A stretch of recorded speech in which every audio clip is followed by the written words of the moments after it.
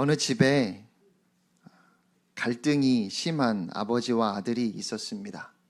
얼마나 갈등이 심했는지 한 지붕 밑에 살면서도 서로 본체 만체 전혀 대화도 안 하고 그렇게 지냈습니다. 어느 날 밤에 아들이 마음이 불편해서 밤잠을 이루지 못하고 침실에서 아래층으로 내려오면서 보니까 아버지도 밤잠을 이루지 못하고 물을 마시기 위해서 아래층에 내려와 계셨습니다.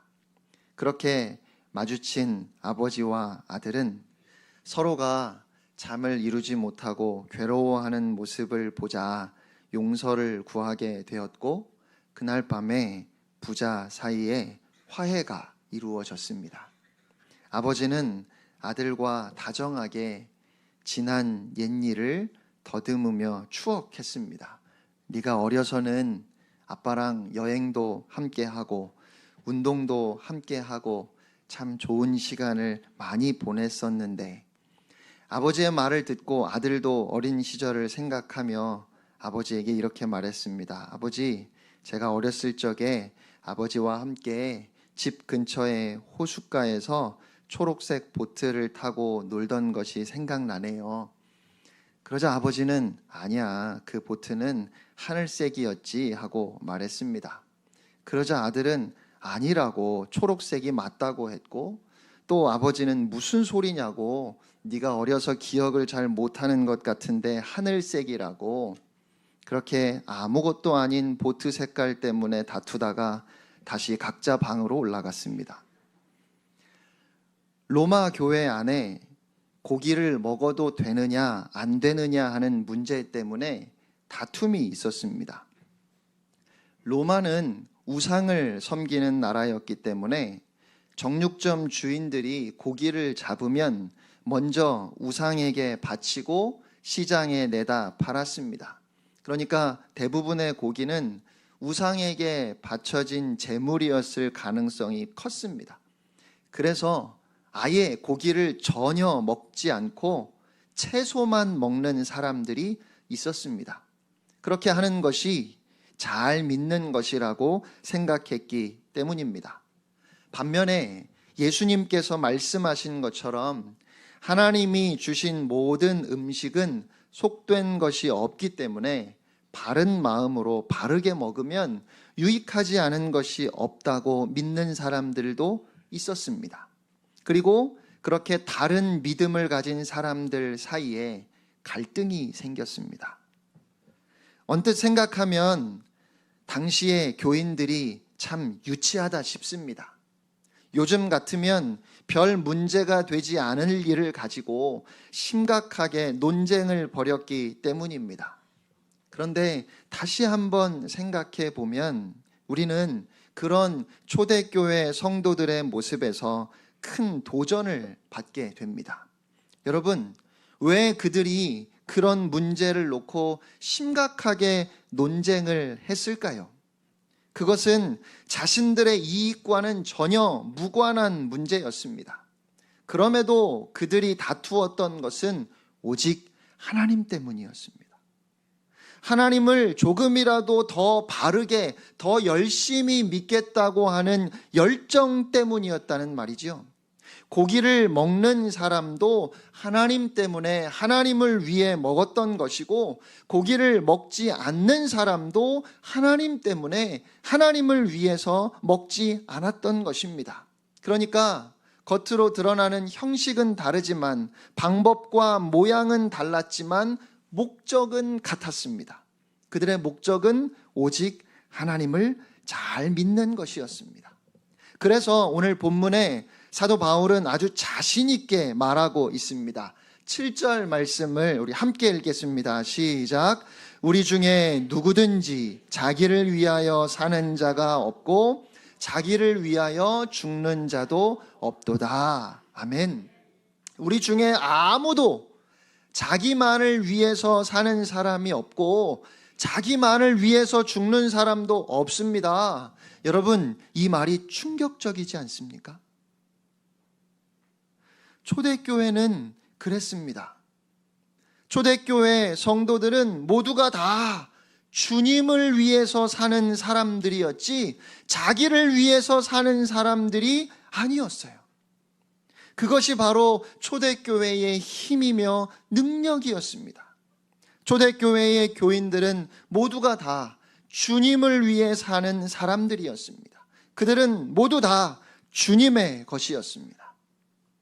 그러면 과연 오늘 우리 교회는, 우리는 어떻습니까? 신학적으로는 매우 세련되어졌습니다. 그래서 교회 안에 그러한 유치한 논쟁은 이제는 거의 다 사라진 것이 사실입니다. 하지만 그래서 교회가 전보다 더 나아지고 좋아졌을까요? 그렇게 말할 수 있겠습니까? 여러분, 우리 교회를 놓고 우리 중에 아무도 자기를 위해 사는 사람이 없고 자기를 위해 죽는 사람도 없습니다 라고 그렇게 자신 있게 말할 수 있을까요? 혹시 반대로 우리 중에 아무도 주님을 위해 사는 사람이 없고 주님을 위해 죽는 사람이 없습니다 라고 그렇게 말해야 하는 것은 아닐까요? 솔직히 우리 자신을 돌아보면 과연 우리 중에 누가 주님을 위해 살고 또한 우리 중에 과연 누가 주님을 위해 죽을 수 있을지 자신이 없습니다. 오늘날 많은 교인들이 주님을 위해 살지 않습니다. 자기 자신을 위해서 삽니다. 먹어도 자기를 위해서 먹고 먹지 않아도 다 자기를 위해서 자기 의의를 드러내려고 먹지 않습니다. 우리는 살든지 죽든지 주님의 것이 아니라 내 인생은 어디까지나 내 것입니다. 심지어 우리가 주님의 것이 아니라 주님이 우리의 것입니다. 내가 하나님의 영광을 위해서 살아가는 것이 아니라 주님이 나의 성공과 나의 평안을 위해 계셔야 하는 겁니다. 그렇게 우리가 예수님을 믿고 있는 것은 아닙니까?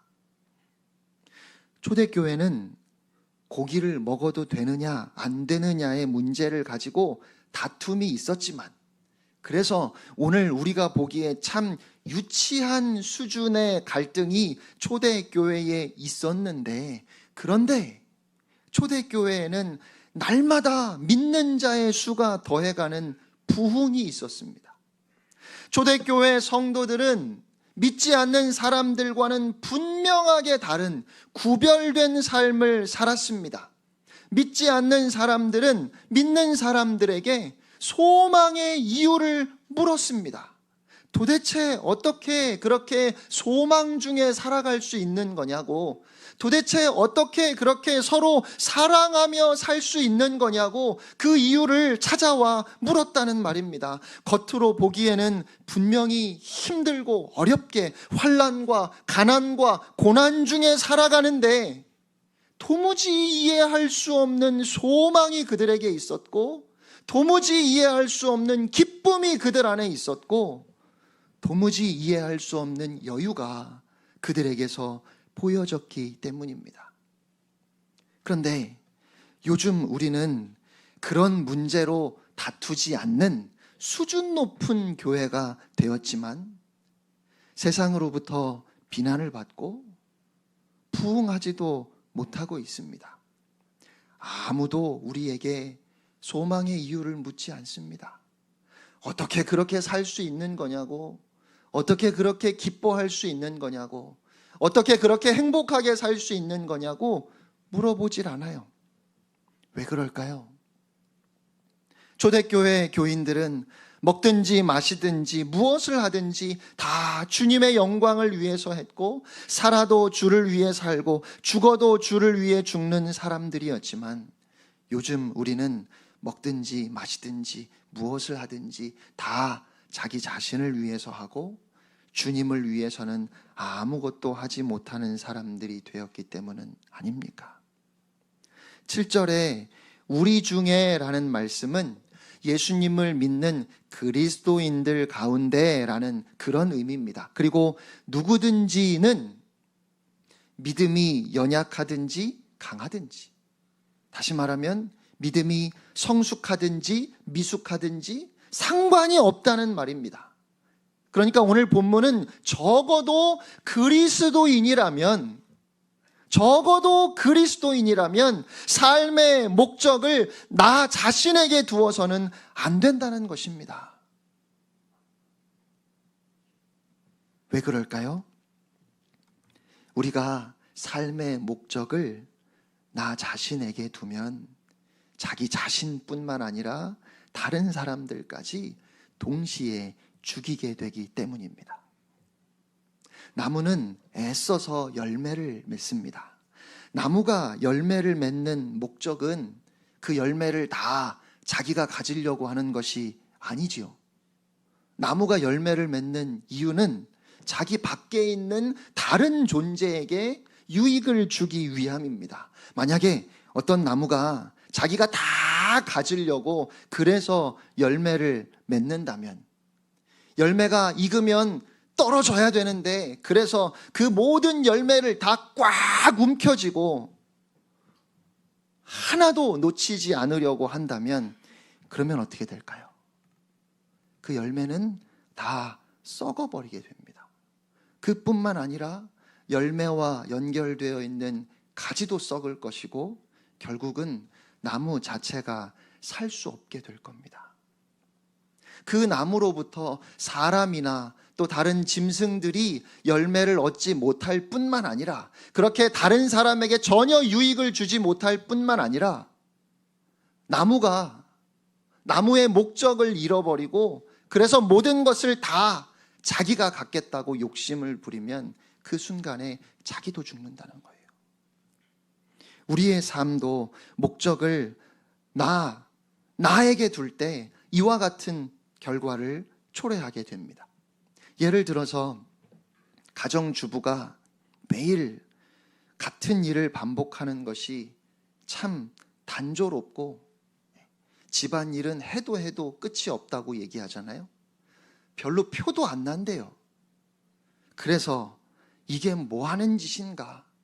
그것을 무의미하다 생각하기 시작하면, 그러면 그때부터 그 삶이 말할 수 없이 건조해질 겁니다.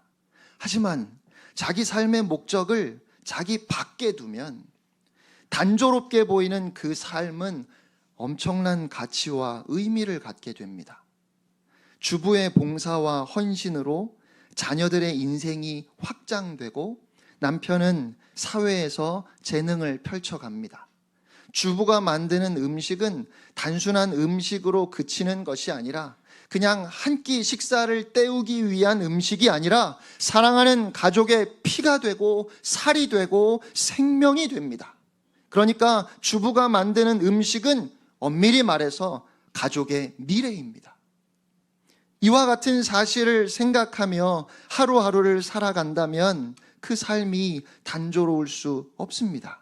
비록 하루 종일 집안에서 살림을 돌본다 할지라도 주부는 남편과 자녀들 안에서 가족과 함께 살아가는 것입니다. 그런데 만약에 어느 날 주부가 삶의 목적을 자기에게 두기 시작하면, 내가 어쩌다 이 모양 이 꼴로 집안에서 표도 안 나는 이 일을 매일 똑같이 반복하고 있을까? 이 짓을 언제까지 해야 할까 하는 생각을 하게 될 겁니다. 그리고 그렇게 생각하는 순간부터 삶은 무의미해집니다. 그리고 말할 수 없는 권태감에 빠집니다. 그와 같은 생각에 젖어들면 결국 자기 가정과 자기 인생이 동시에 허물어지고 맙니다. 남편의 경우도 마찬가지입니다. 내가 왜 돈 몇 푼 벌겠다고 매일 이 고생을 해야 하나? 그런 생각을 하면서 인생의 목적을 자기에게로 옮기면 그 순간부터 자기 인생과 그 가정의 파괴자가 되는 것입니다. 그렇다면 우리는 우리의 삶의 목적을 그렇게 내 안에 두는 것이 아니라 내 밖에 두어야 한다면 우리가 인생의 목적을 구체적으로 어디에 두어야 할까요? 8절 말씀 함께 읽겠습니다. 우리가 살아도 주를 위하여 살고 죽어도 주를 위하여 죽나니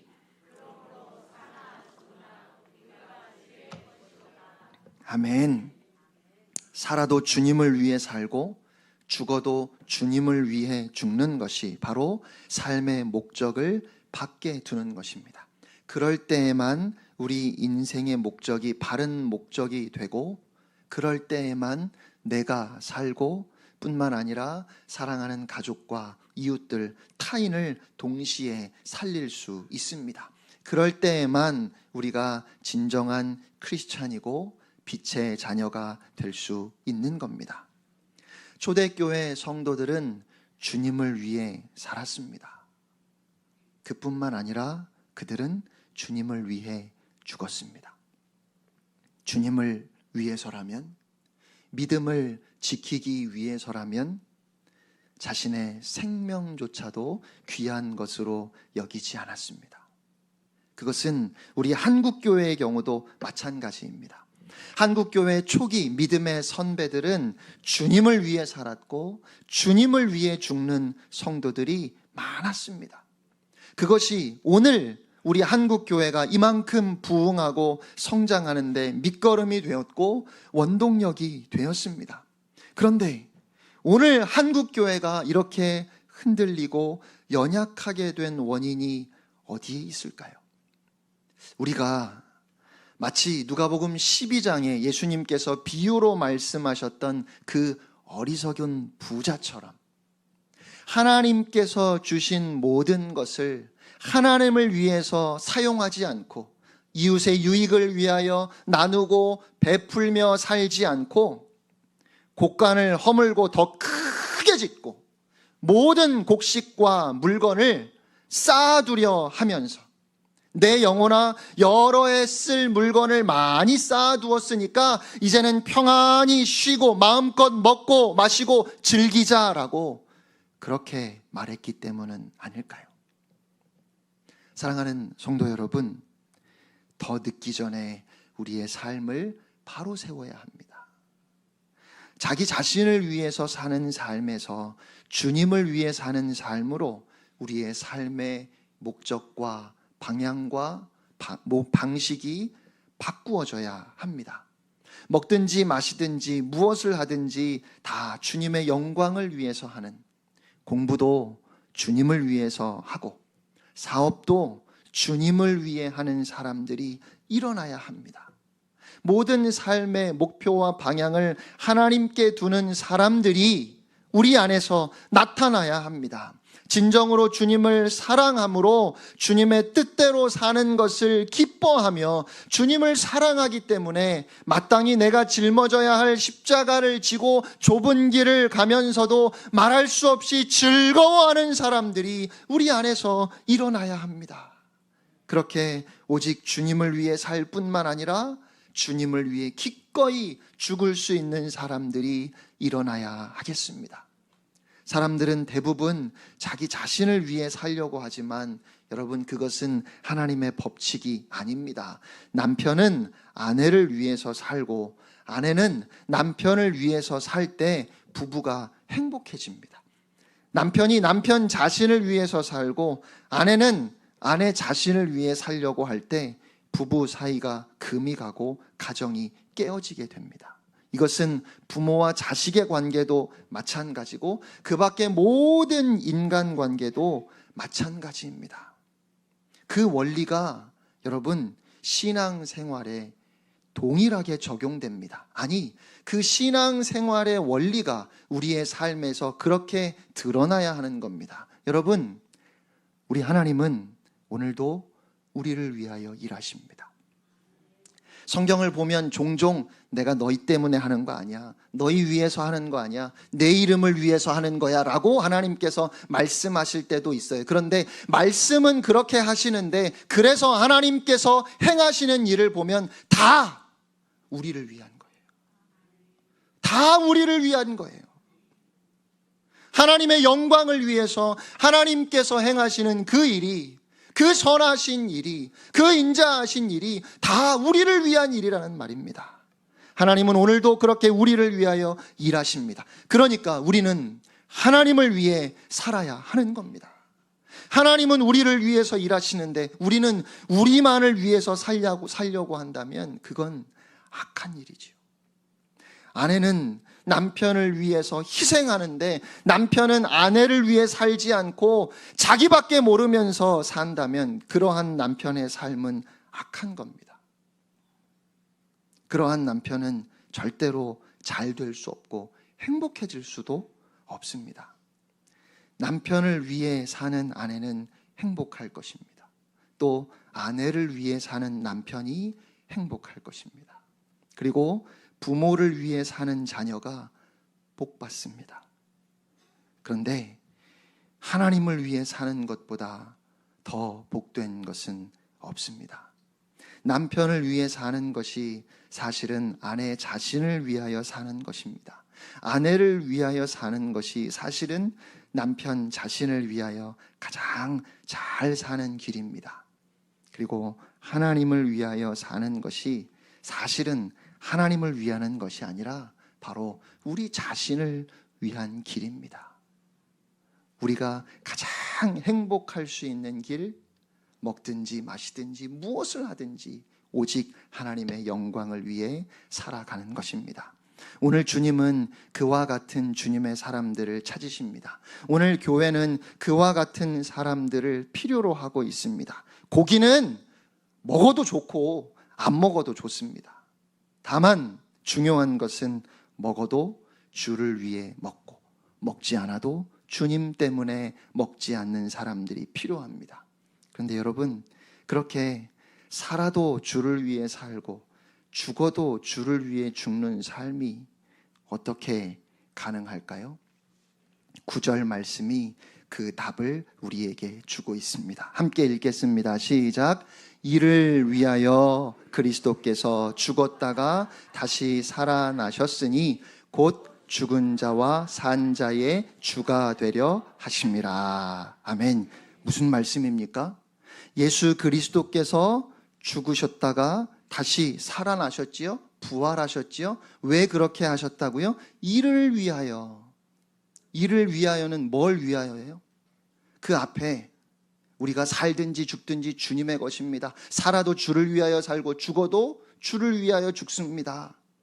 그러한 삶이 가능해지도록 그리스도께서 죽었다가 다시 살아나셨으니 곧 죽은 자와 산 자의 주가 되려 하심이라. 예수 그리스도께서 우리의 주님이 되어주셔서 구원자가 되셔서 우리의 힘이 되시고 능력이 되셔서 우리로 하여금 주를 위해 살고 주를 위해 죽는 그렇게 의미 있고 가치 있는 영생의 삶을 살아가게 하신다는 말이에요. 우리의 죄를 대신 지고 십자가에서 죽으시고 다시 살아나셔서 우리가 이 땅에 있을 때뿐만 아니라 죽은 후에도 우리를 영원한 생명으로 인도하시는 예수님이 계셔서 그 주님을 바라볼 때 주를 위해 살게 되고 그 주님만 바라볼 때 주를 위해서 죽을 수 있다는 말입니다. 예수 그리스도가 믿음의 주요 우리를 온전케 하시기 때문에 우리의 힘이요 우리의 능력이 되시고 참 소망이 되시기 때문에 예수님이 우리의 전부가 되시기 때문에 그래서 예수님 때문에 우리의 전부가 되신 예수님 때문에 우리는 살아도 주를 위해 살고 죽어도 주를 위해 죽습니다. 예수님 때문에 가능합니다. 4세기에 텔레마쿠스라는 수도사가 있었습니다. 그는 생애 대부분을 수도원에서 채소를 기르고 기도하며 말씀 연구에 매진했습니다. 그러던 어느 날 주님이 자신이 로마에 가기를 원하신다고 하는 강한 느낌을 받았습니다. 왜 가야 하는지 몰랐습니다. 아무리 생각해 보아도 내가 로마에 갈 이유가 없어요. 도대체 로마에 갈 이유가 없는데 그런데 계속해서 주님은 그의 마음속에 로마로 가라 그런 감동을 주시는 거예요. 어떻게 해야 합니까? 주님이 말씀하시는 대로 그 말씀에 순종해서 로마로 갔어요. 로마에 도착했을 때 거리에 사람들이 얼마나 많은지, 왜 거리에 이렇게 사람들이 많은지 궁금해서 물어보니까 오늘 원형극장에서 검투시합이 있다고 했습니다. 예수 그리스도가 오신 지 400년이 지났는데 어떻게 서로 죽이고 그 죽이는 것을 보면서 즐기는 게임을 할 수 있나? 단지 그 마음에 그는 원형극장으로 달려가서 담장 위에 올라서서 외쳤습니다. 예수 그리스도의 이름으로 말합니다. 싸우지 마십시오. 예수 그리스도의 이름으로 말합니다. 싸우지 마십시오. 하지만 그의 목소리는 군중의 함성에 묻혀버렸고 아무도 그의 말에 귀를 기울이지 않았습니다. 그는 급기야 경기장 안으로 뛰어들었습니다. 한 검투사가 그를 밀치자 그는 힘없이 나가 떨어졌습니다. 그러나 텔레마쿠스는 다시 일어나서 싸우려고 하는 두 검투사 사이에 서서 양손을 들고는 예수 그리스도의 이름으로 말합니다. 싸우지 마십시오. 그렇게 외쳤습니다. 원형 경기장에 모여있던 군중들은 일제히 비웃었고 한 검투사가 칼 뒤쪽으로 그를 쳤고 그는 다시 쓰러졌습니다. 군중들은 그를 죽이라고 외치기 시작했습니다. 그가 겨우 다시 몸을 일으켰을 때 한 검투사가 다가와서 칼로 그의 배를 찔렀고 그가 엎어진 땅이 주홍빛으로 물들기 시작했습니다. 그렇게 그는 죽어가면서 마지막으로 말했습니다. 예수 그리스도의 이름으로 말합니다. 싸우지 마십시오. 8만 명이 모여있던 원형극장이 조용해졌고 한 사람이 일어나 경기장을 떠났습니다. 뒤이어 다른 사람이 일어나고 또 다른 사람들이 일어나서 몇 분 만에 8만 명이 다 경기장을 떠났습니다. 그리고 이것이 로마 역사의 마지막 검투 경기였습니다. 텔레마쿠스는 자신의 생명을 버려 사람들을 죽이고 또 그렇게 죽이는 것을 보고 즐기는 검투 시합을 영원히 종식시켰습니다.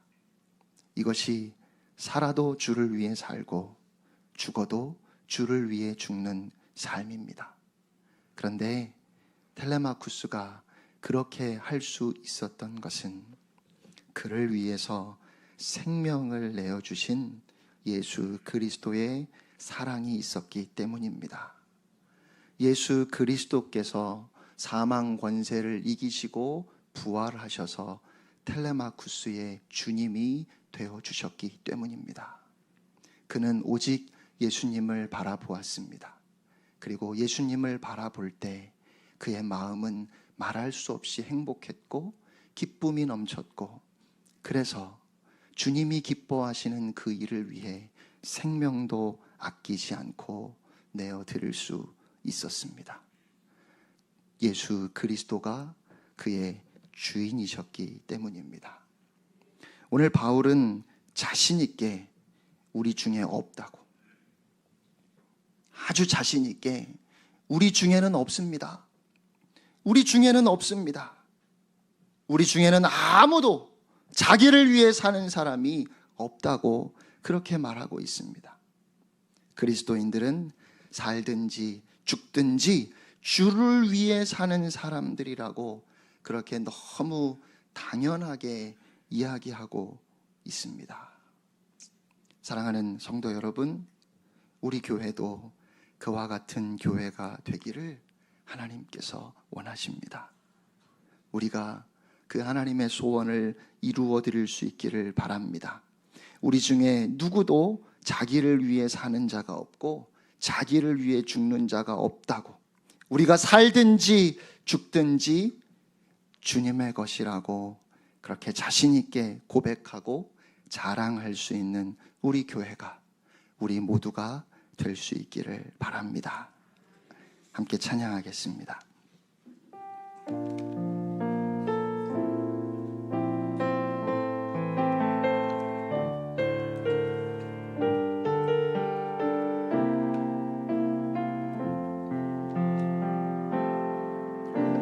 환난 가난과 고난 수고로움 속에도 성도는 그 믿음을 지켰네. 주를 섬기는 일에 자신을 다드리며 진리의 말씀과 성령으로 그 길을 걸었네. 우리 처음부터 다시 한번 찬양합니다. 환난 가난과 고난 수고로움 속에도 성도는 그 믿음을 지켰네. 주를 섬기는 일에 자신을 다드리며 진리의 말씀과 성령으로 그 길을 걸었네. 그리스도 안에서 새롭게 하시고 그리스도로 인하여 자유케 되었네.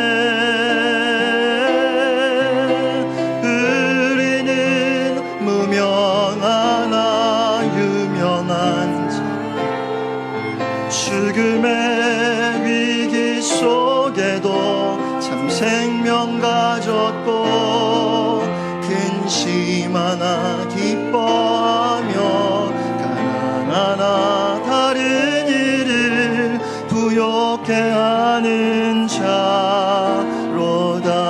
우리는